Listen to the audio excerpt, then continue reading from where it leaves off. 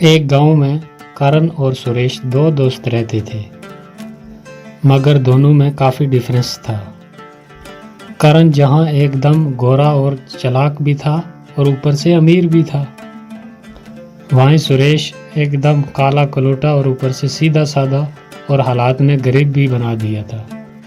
करण उसके कालेपन और गरीबी का बहुत मजाक उड़ाया करता था और करण को बीवी भी ऐसी मिली जो उसके घमंड को दुगना कर गई और उसने उसके कान बार बार के कि कैसे भी करके इस अपने गरीब काले दोस्त से पीछा छुड़ाओ। खुद तो एक अच्छे खासे मकान में रहते थे, वहीं सुरेश एक छोटे से मकान में अपनी पत्नी के साथ खुश रहने की कोशिश कर रहा था, लेकिन उसकी बीवी उसे खुश नहीं रहने देती थी। वो उसे गरीबी के ताने मार मार के हर दिन उसे अंदर से खोखला ही कर दिया था।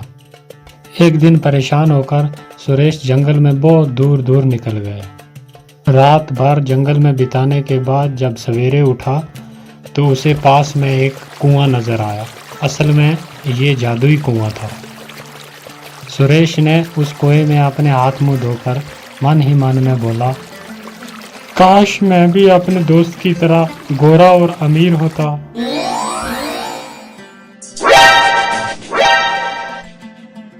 लगता है इन गांव वालों को पता चल गया कि मैं रात भर घर पर नहीं था, तभी ये ऐसे मुझे घूर घूर कर देख रहे। अरे आपके चेहरे को क्या हुआ? क्या हुआ? कुछ भी नहीं। तुम्हारे ताने सुन सुनकर मेरे कान पक गए, इसीलिए मैं जंगल में चला गया था, तो रात भर सोया नहीं, इसीलिए थोड़ा ऐसा दिखता हूँ। और क्या हुआ? अरे नहीं, थोड़ा नहीं, बहुत कुछ हुआ है। तुम तो अपने दोस्त से भी ज्यादा गोरे हो गए हो। क्या? ये कैसे हो गया? अरे ये तो चमकदार ही हो गया। मैं इतना गोरा कैसे हो गया अचानक एक रात में? फिर वो दिन भर सोचता रहा कि ऐसा चमकदार कैसे हो गया अचानक। फिर उसे उस कुएं की याद आने लगी और उस कुएं के बारे में पूरा दिन सोचता रहा कि जरूर कोई चमकदारी कुआं है वो।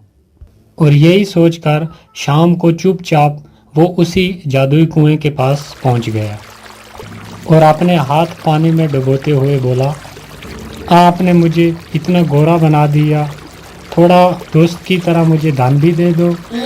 ये बोलकर जब उसने अपने हाथ बाहर निकाले तो क्या देखता है कि दोनों हाथों में बहुत सारा सोना आ गया। फिर वो ये बात जाकर अपनी पत्नी को जब बोलता है तो वो यकीन ही नहीं करती, लेकिन उसके हाथों में इतना सोना देखकर उसे भी यकीन करने पर मजबूर होना पड़ा। फिर भी वो सुरेश से कहती है, सुरेश, जो मेरी शादी पे कंगन दिए थे वो कंगन कहीं खो गए हैं, तो तुम उस जादुई नदी में जाकर कहो ना, हो सकता है वो कंगन मिल जाएं। अरे जादुई कुएं में कैसे मिलेंगे जब हम वहां कभी गए ही नहीं आज दिन तक। मैं पहली बार गया हूँ जो वहां जादुई कुएं में खो गए हों या जंगल में खो गए हों। और बीवी की बात सुनकर वो फिर उसी जादुई कुएं के पास जाकर अपने हाथ डुबोकर पानी में कहता है, जब आपने इतना कुछ दे ही दिया है तो आप मेरी बीवी के कंगन भी दे सकते हो। ये कैसा चमकदार है? क्या ये जादुई कुएं आपका चमकदार है?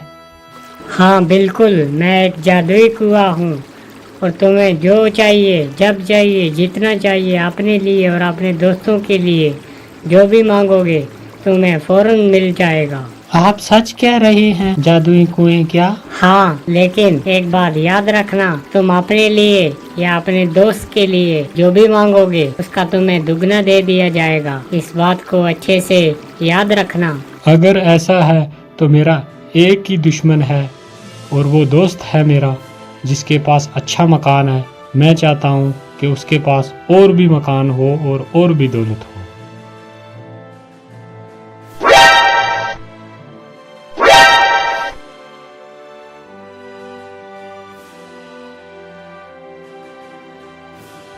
इतनी बड़ी उपलब्धि, इतना गोरा रंग और ये बड़ा मकान इसके पास आया कहाँ से? यहाँ दिल का अच्छा और बोला सुरेश उस जादुई कुएं के सहारे मजबूर और बेबस लोगों की मदद करने में लग जाता है।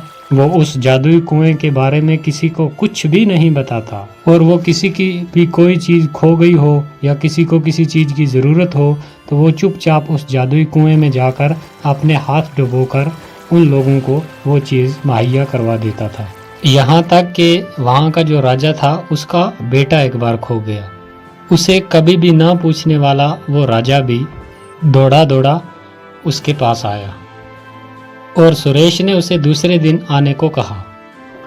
फिर रात को सुरेश चुपचाप उस कुएं के पास चला गया और अपने हाथ पानी में डालकर बोला, ए जादुई कुएं, ये राजा मेरी कभी कोई इज्जत नहीं करता था, लेकिन आज अगर उसका बेटा मिल जाए तो मेरी बहुत इज्जत बन जाएगी। बेचारा बहुत परेशान है, उनका बेटा मिला दो।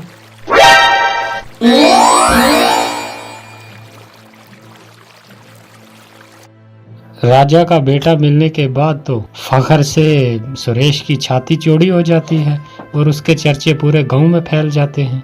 अब हर कोई उसे मदद मांगने के लिए पहुंच जाता है और सुरेश की चौड़ी छाती देखकर करण और उसकी बीवी बुरी तरीके से जल भुन जाते हैं।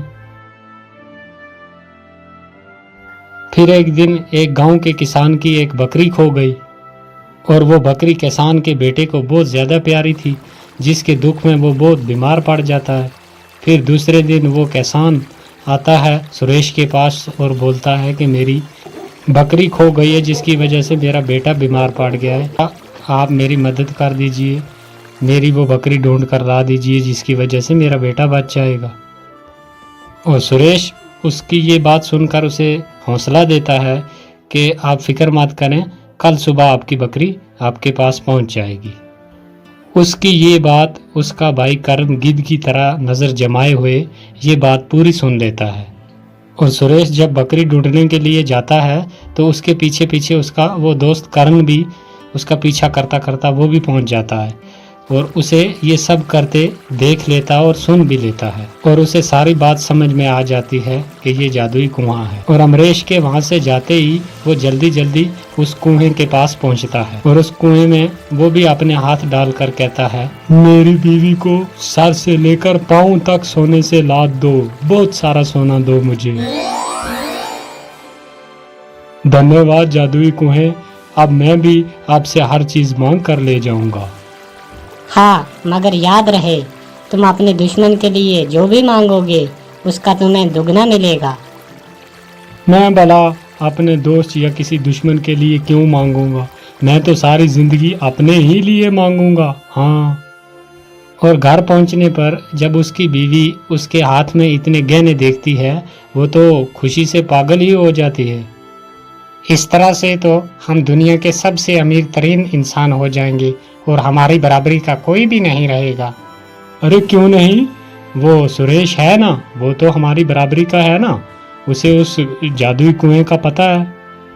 तो कुछ ऐसा करो ना ताकि वो वहां तक जा ही ना सके। क्या करूं, तुम ही बताओ, आज तक तो आप ही की मान कर चलता रहा हूं, आज भी कोई सलाह दे दो। तुम ऐसा करो, उसे अपाहिज कर दो ताकि वो वहां तक जा ही ना पाए, फिर सारे कुएं के मालिक हम खुद ही हो जाएंगे। हाँ ठीक है, ऐसा ही करूंगा मैं। दूसरे दिन फिर खुशी खुशी करण जो है वो उस कुएं के पास पहुंच जाता है और अपने हाथ डालकर बोलता है, ए जादुई कुएं, मुझे बहुत सारे कपड़े साड़ियां दो मेरी बीवी के लिए। ए जादुई कुएं, मैं चाहता हूँ कि मैं ही आपके पास आऊं, इसलिए मेरे दोस्त सुरेश को अधमरा कर दो ताकि वो यहाँ तक पहुँच ही न सके। तुमने बहुत बड़ी गलती कर दी करण। मैंने पहले के दिन आपको बोला था कि तुम अपने दोस्त या दुश्मन के लिए जो भी मांगोगे उसका तुम्हें दुगना मिलेगा, और तुमने मांगा कि मेरे दोस्त को अधमरा कर दो, इसलिए तुम पूरे ही मारे जाओगे। अरे नहीं नहीं, गलती हो गई मुझसे, गलती। लालच में करण को कुएं की बात याद ही नहीं रही और उसने लालच में आकर अपनी जान से हाथ धोने पड़े। तो दोस्तों, इस कहानी से हमें ये सीख मिलती है कि अगर तुम्हें किसी चीज़ से कुछ मिलने लग जाए तो उसकी कही हुई बात और उसके रूल जो है वो कभी ना भूले, वरना अपनी जान से भी हाथ धोना पड़ सकता है। तो ये थी दोस्तों आज की कहानी। तो आपसे रिक्वेस्ट है कि चैनल को सब्सक्राइब कर दें और वीडियो को जाते टाइम लाइक कर दिया करें ताकि हम दूसरी वीडियो आपके लिए जल्द अपलोड कर सकें।